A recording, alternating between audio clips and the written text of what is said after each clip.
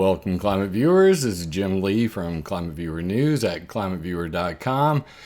Today we're going to talk about cloud seeding worldwide, the latest attempt to prove it works, how they failed miserably, artificial intelligence for weather modification technologies, Saudi Arabia getting in on the cloud seeding gig, some geoengineering developments, and what does gender have to do with geoengineering?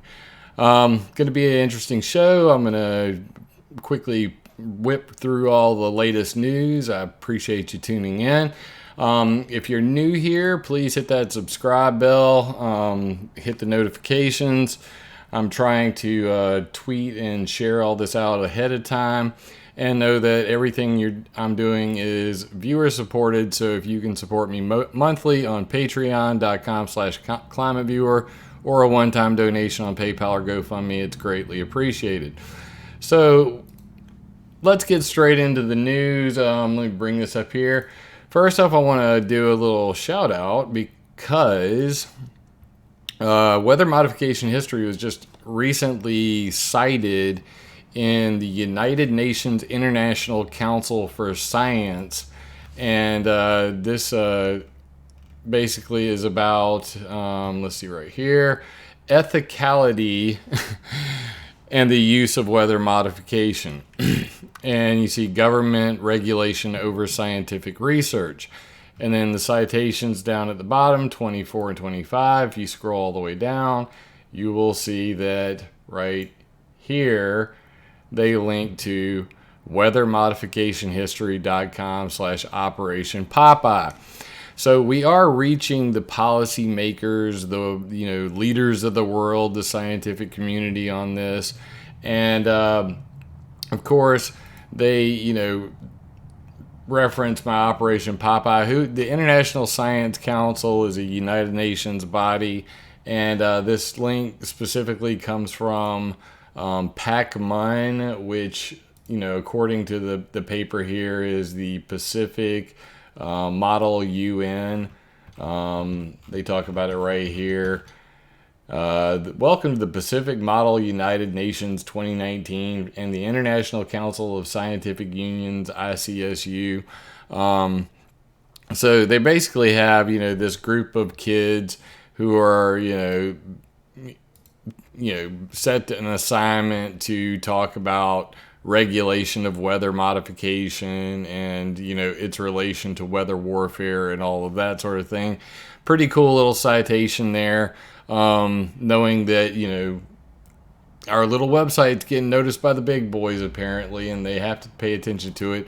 So this is specifically what they link to: Operation Popeye, Motor Pool Intermediary Compatriot, Weather Warfare over Vietnam. And this is the old article, the one that's currently available on weathermodificationhistory.com.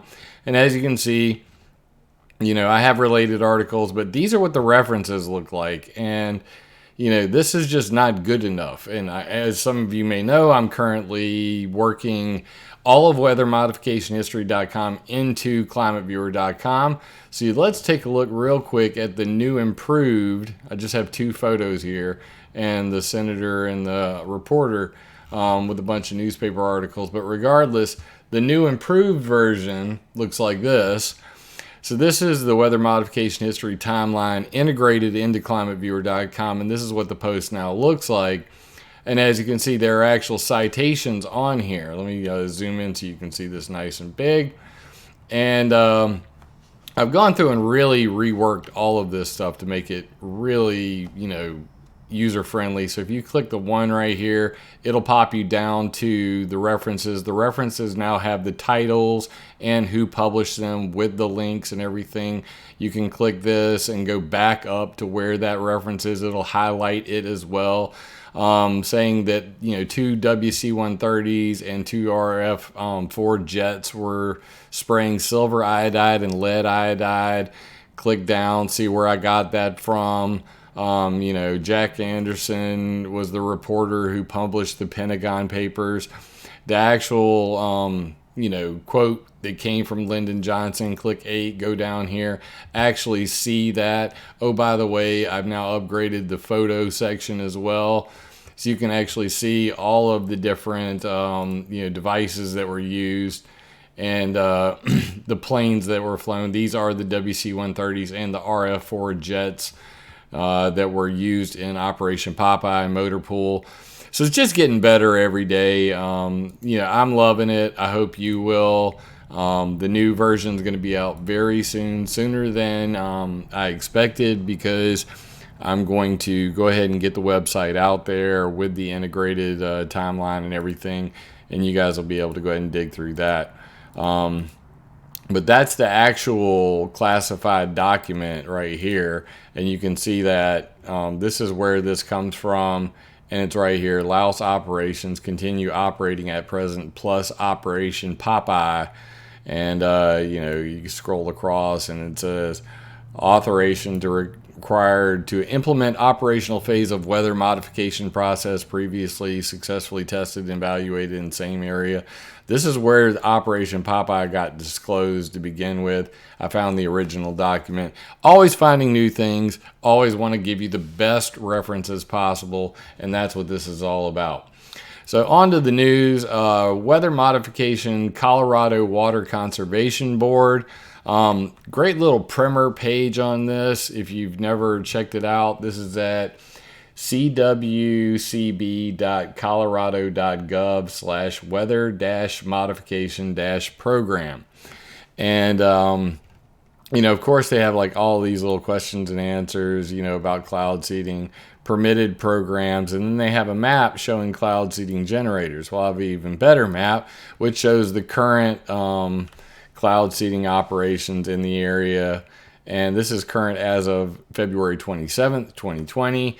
Green says seed, yellow seed with caution, red do not seed, and gray no data available. So do not seed on this red dot, all green dots operational, yellow seed with caution. So these are ground-based cloud seeding generators operating just in Colorado. You can go back here to their page and you can see this is what a ground-based cloud seeding generator looks like. And they're, always operational from October through March of every single year, all across the western United States. Of course, I have all of those mapped out on ClimateViewer 3D. All of these blue markers are the weather modification projects. The mountains are snowpack augmentation, where they try to create artificial snow. And this is the Colorado area where those cloud seeding generators are and their target areas. There are many more across the western United States. As you can see, this is in Idaho. The Idaho Power Company runs those. This is in Nevada. This is at Lake Tahoe. You can scroll down here and see them.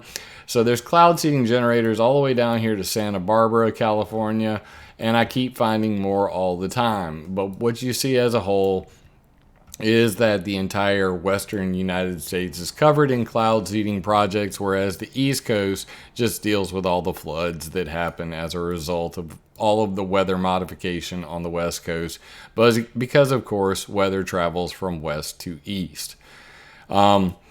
Which brings us to our latest topic du jour, Colorado Edition Weather Modification. And they basically say on here, millions of people in 7 U.S. states, including Colorado, depend on the Colorado River for drinking water. But what if we told you scientists could manufacture snow, not the way ski slopes do, but in the sky? A new study released Monday sheds light on the weather modification practice of cloud seeding.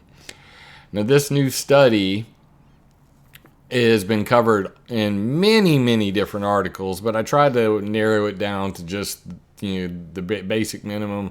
This is February 24th, 2020. We really can control the weather, but it may not be very useful. New scientist. And this is the Dow radar. For those who are not familiar with it, Dow stands for Doppler on Wheels. It is a weather modification radar that's specifically for validating the experiments in the sky. Because every weather modification project is basically an experiment. They have no idea what's going to happen. They haven't since 1946 when it was invented. Highlights from the article. New experiments offer the strongest evidence to date that spraying clouds with powder can cause more snow to fall. However, the problem is making it work in practice. Not every cloud can be seeded, and we don't know why. It also isn't clear when it would be cost effective. Despite decades of research, it's been difficult to show that cloud seeding works. On 3 days, the team found clear evidence of snowfall from clouds that had been seeded on the ground. This amounted to a light dusting between 0.05 and zero point 0.3 millimeters deep. Now, they actually did 20 different seeding experiments, but they only had 3 of which that they measured any kind of, precipitation from that they wanted to show. We now have scientific evidence that seeding of orographic clouds or clouds created over mountains can increase precipitation, says so-and-so. The increase, however, is below 10%. All this suggests is that cloud seeding may not be cost effective. Water managers would be much better off looking at alternatives. And this is from the Snowy project, as it's been dubbed, Snowy, IE. And then there's more on that. University of Illinois researcher contributes to first cloud seeding study to quantify effects. They still majorly failed. And as you can see here, we have airplanes now with radars on them that can see things we could never see before. We have radars that operate at much higher power and frequency that we can see things we couldn't see before. The published study only examines data from 3 storms, but Robert said there were 24 storms that occurred with cloud seeding in Idaho last year.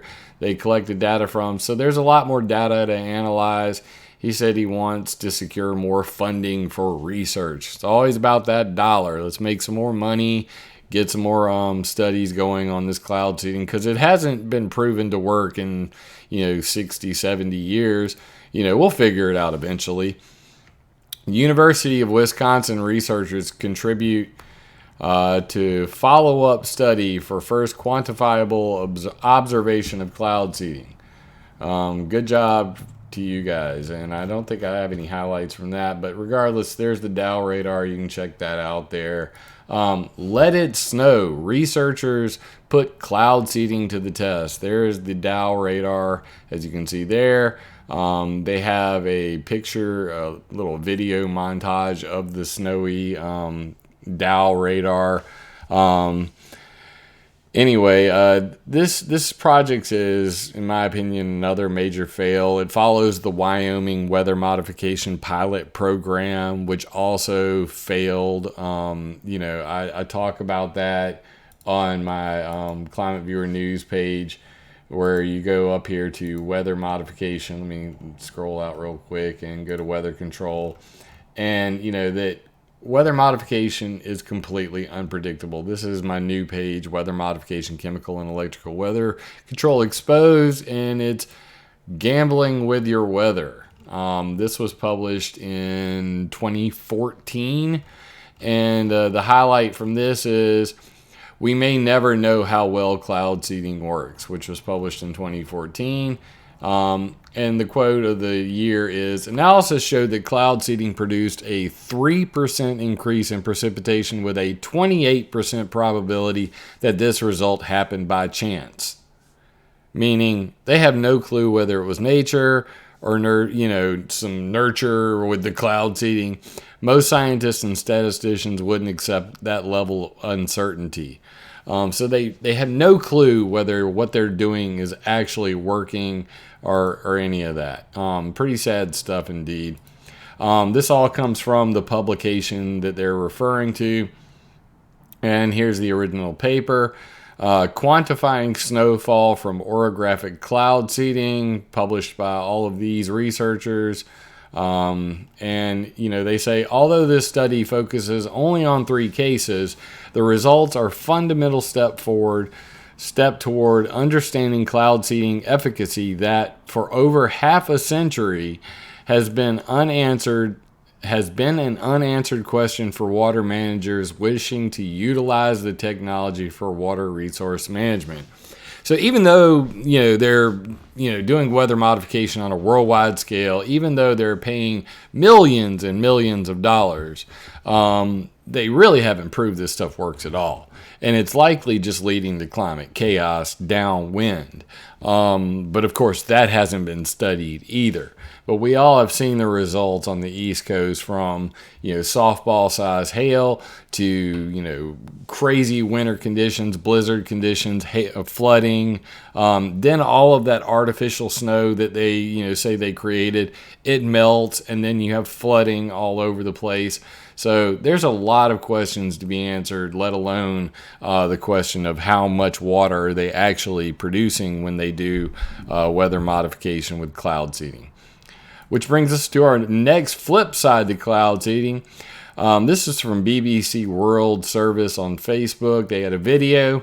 What is cloud seeding, and can it be used to prevent floods? Hello, fluffy cloud. Could you take your rain somewhere else?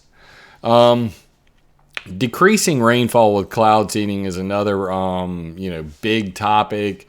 I cover that on weathermodificationhistory.com as well. Basically, they've done this in the past where, during the Chernobyl nuclear meltdown, Russia cloud seeding prevents Chernobyl's radioactive rains from reaching Moscow. And as you can see, by the map here, they basically, the nuclear explosion happened here. Moscow was here, and they didn't want the radioactive rain to hit Moscow, so they did a whole lot of cloud seeding here over Belarus, and of course, nobody in Belarus was warned. This was not covered in the HBO documentary on this, but here's another graph. This is from Wikipedia on where the radioactive fallout is, and you can clearly see there's two separate locations where the nuclear plant is and where they did all the weather modification. Lots of references on that, and of course my documentary on this, Chernobyl, CIA sabotage, weather modification, and the Russian woodpecker. So you can check all that out. But yeah, they definitely did weather modification over Belarus, and they didn't tell anybody. In the sleepy town of southern Belarus, villagers looked up to see planes with strange yellow and gray contrails snaking across the sky. Yeah, so that was the weather modification the Russians did as a result of the Chernobyl meltdown to keep rain from falling on Moscow. So is it possible that they could, prevent rain from falling where they wanted to? They tried this at the Beijing Olympics. There was a lot of stories covering that. There's still plenty of videos showing the Beijing Olympics and people in rain suits. So even though they tried desperately to prevent the rain there, they couldn't. But clearly in the case of Moscow and the Chernobyl meltdown, they seemed pretty darn successful at ensuring that the rain did not fall on Moscow. So let's get back to the story. All right, next up we have cloud seeding plan aims to increase rainfall in Saudi Arabia by 20%. And of course, it's the usual suspects. You go down here. And zoomed a little too hard. Zoomed too hard. The kingdom began studying cloud seeding in 1976 in partnership with the World Meteorological Organization. An agreement was signed with the University of Wyoming in the U.S. to conduct the first cloud seeding experiments, which took place in Nasir in 1990. Oh, what did we mention earlier? University of Wisconsin. This is University of Wyoming. A lot of universities, this was the University of Wyoming. Big correction there. So even though, back in 1990 they were practicing it in Saudi Arabia, they're still trying to prove it works to this day. But, of course, the Saudis, they're just sitting on money. So I'm sure that they'll be glad to throw some money at the sky and hope that they get it to rain. Now we'll hop over to India. BPPT tasked with creating National Artificial Intelligence Strategy. February 24th, 2020. And BPPT stands for Agency for the Assessment and Application of Technology. I'm sure that's translated because I don't see a B in there. But regardless, if you scroll down here, this jumps right off the page at you. BPPT had earlier inked an agreement with the Meteorology, Climatology, and Geophysics Agency to develop artificial intelligence-based weather modification technology.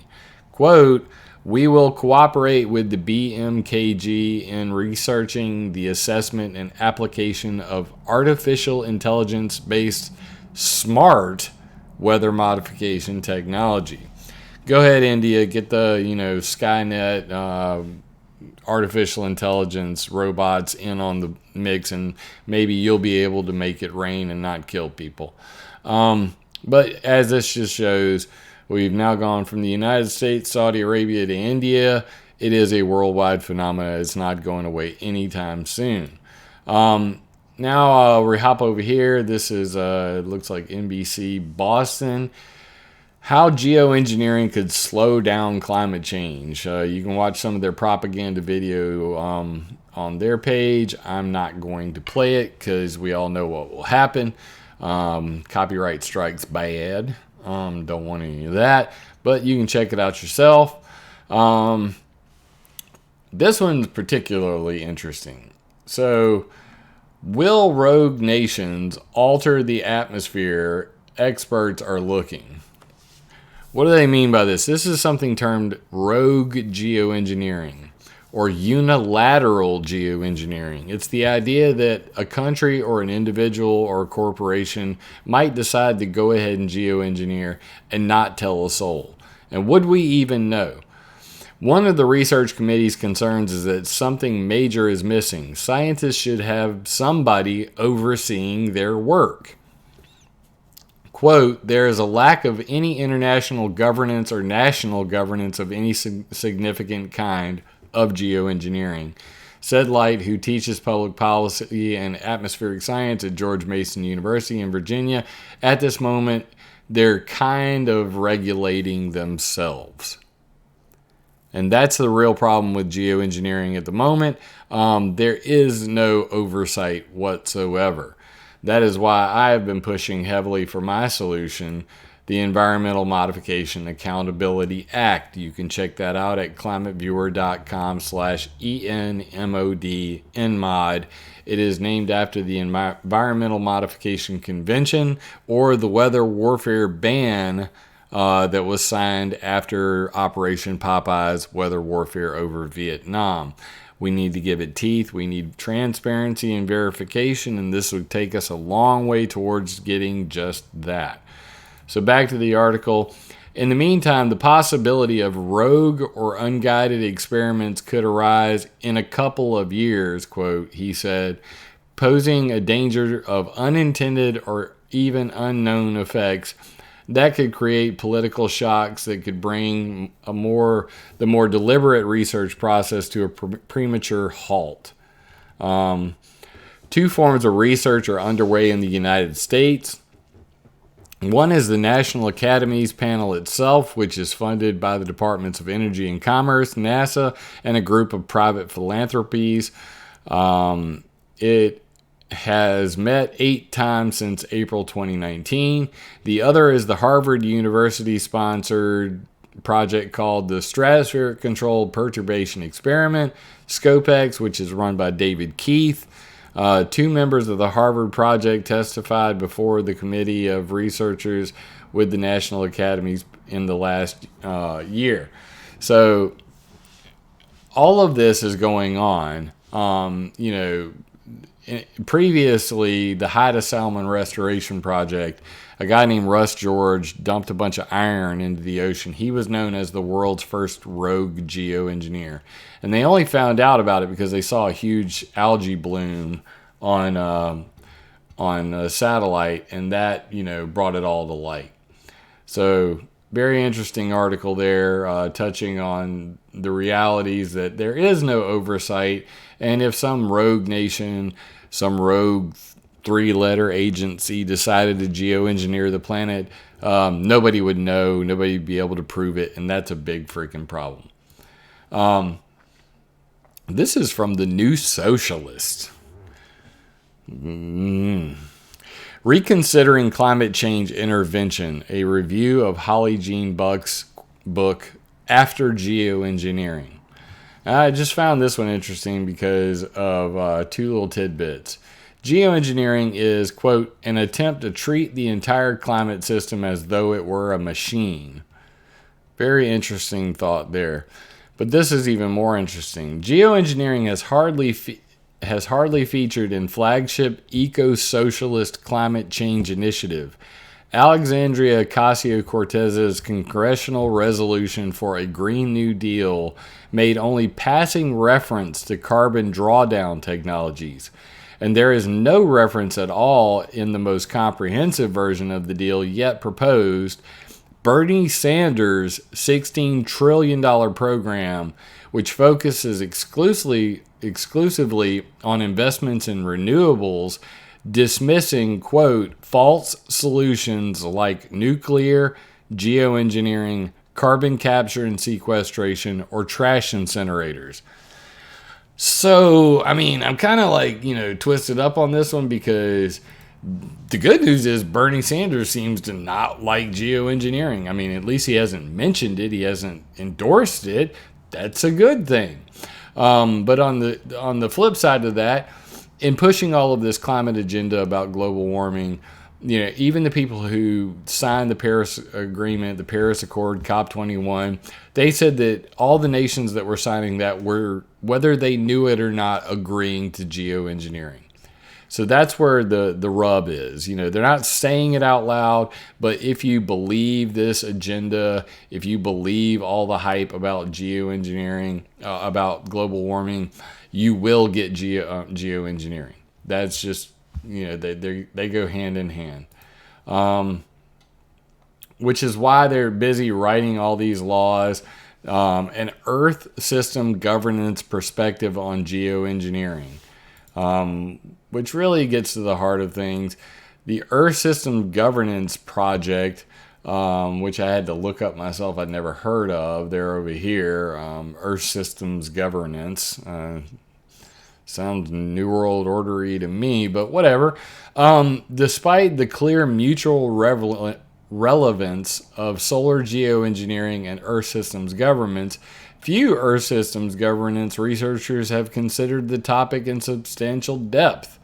So they're, basically trying to get these people in on the, hey, you guys should be talking about geoengineering. I mean, we should be writing laws about this, right? Come on, get in on the fun. This one made me giggle. This is from the Carnegie Council, c2g2.net. Gender and climate engineering, a view from feminist science. Now, I mean, this is just priceless. There is a lack of women actively involved in conducting research on the subject of geoengineering. Joanna High and Marcia McNutt are two notable exceptions. And technological design so far tended to reinforce masculine identified norms such as interventionism, hierarchy, control, and dominance. Now, I don't know who this chick is. She clearly doesn't know jack about geoengineering, weather modification, any of that stuff. There have been many women involved in this topic. Most significantly, Diane Seidel, who at the Weather Modification Conference said rogue geoengineering is undetectable. She works at NOAA. Trude Storyelmo, who is the leading pusher of the idea of cirrus cloud seeding or cirrus cloud thinning. She has put forth the idea that we should melt away all of the contrail-induced cirrus clouds so that heat can escape back to space at night. Back to one of the very first, and I'll even bring it up just to show you how far back this goes. Give me 1 second. That, that women have been involved in weather modification for quite some time, and geoengineering and all of that sort of stuff. So it's kind of ridiculous. As you can see here, Navy scientist creates clouds, then breaks them up. 1958. And this is Dr. Florence Van Straten. That's a lady. A real lady. And, I'm pretty sure that the U.S. Naval Research Lab, when they were dropping carbon black dust, took Dr. Florence Van Straten pretty seriously. So if they could create clouds with carbon black dust in 1958, I'm pretty sure they can still do it today. So I think that this whole gender and climate change article is kind of ridiculous on its surface. And, I personally, I hate it when they try to, divide people, into boxes and say that, things are, this is not heteronormative or whatever. Oh my God, you're very ill-informed, and I can't believe that the Carnegie Council would even publish this bull crap. But regardless, read it for your own amusement, have a giggle, and move on with your day. And we're going to finally end up here. Ocean gyres moving towards the poles. This is kind of off the subject of geoengineering, more about climate change and how little they know about anything. But as many of you know, when I talk about climate change, I try to talk about things that are tangible. Pollution, actual pollution, not greenhouse gases. And how little we know about climate change, let alone global warming. But, of course, these guys would say over the past 40 years, the world's 8 major ocean gyres, wind-driven current systems, have steadily shifted towards the poles, according to new research from the AGU. To study the influence of climate change on ocean gyres, the researchers simulated the evolution of the current systems with a new AWI climate model. For those who don't know what a climate model is, that is basically a computer simulation where they go and they recreate nature on a computer with the best information they have available. That information is severely lacking. So if you're saying climate model to me, I'm saying magic. Because every climate model currently is always wrong, and they always have to revise them. And every time they get new information, they realize how wrong they were before. So let's just move along. Our calculations for the world with high carbon dioxide values produced the same trends that we saw in satellite data. And we're seeing similar changes in the analysis we run with other available model runs from around the globe, meaning we used other computer models, and they're all kind of showing the same thing, that that's why the gyres are moving northwards. In this way, we can show that global warming is a major motor for shifting currents. Now, these computer modelers, these climate scientists, they need to recognize that they don't know jack about our atmosphere. From cloud seeding to geoengineering to global warming to all of it, we don't have enough information to make the kind of predictions that they're talking about. We can't predict the end of the world. We can't predict global warming the way they say that they can. And we certainly can't predict the weather next week, let alone predict what the global temperature is going to be 100 years from now. They say that the oceans are rising, and then they learn next week that the island wasn't actually, being inundated by the ocean. The island was actually sinking. They put GPS monitors on the island and realized that the island was sinking into the ocean. I could give you account after account after account of how ridiculous some of these statements are and how wrong they were. But what we keep going back to is they're experimenting in the sky. Every experiment is secret. It's not known to the public. The effects of which, the climate chaos created by ongoing weather modification projects by companies raking in millions of dollars to the possibility that military operations are still ongoing to this day.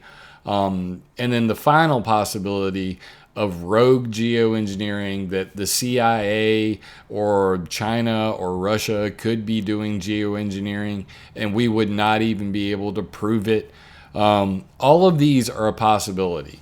And that's why I push very heavily for the Environmental Modification Accountability Act, to really clear the air of all of these problems, to get people to understand the 10 technologies that are available to own the weather today.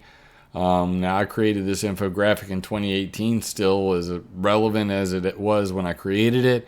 But all of these technologies are available for the climate changers to create whatever climate they want. Alan Robach said it best whenever he put together his paper. 27 reasons why geoengineering is a bad idea, only 6 reasons why it might be a good idea, one of which is beautiful red and yellow sunsets, unexpected benefits. I mean, so let's just put it at 4 good reasons, because that's really ridiculous. But the scary side over here, number 26, military use of technology. The military use of geoengineering technology. And there are many uses for that, and maybe we'll get into that in another video. But regardless, I hope you guys enjoyed this video. I hope that you will share it. Sharing is caring. I hope that you will continue to support my work. I'm busy working my tail off, coding the website, getting a new version together so that you guys can share it out there and make it more easy for people to understand this technology. Because with information comes power, and with power comes great responsibility.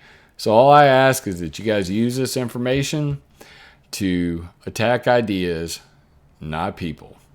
Love you, mean it, and have a great day, Climate Viewers.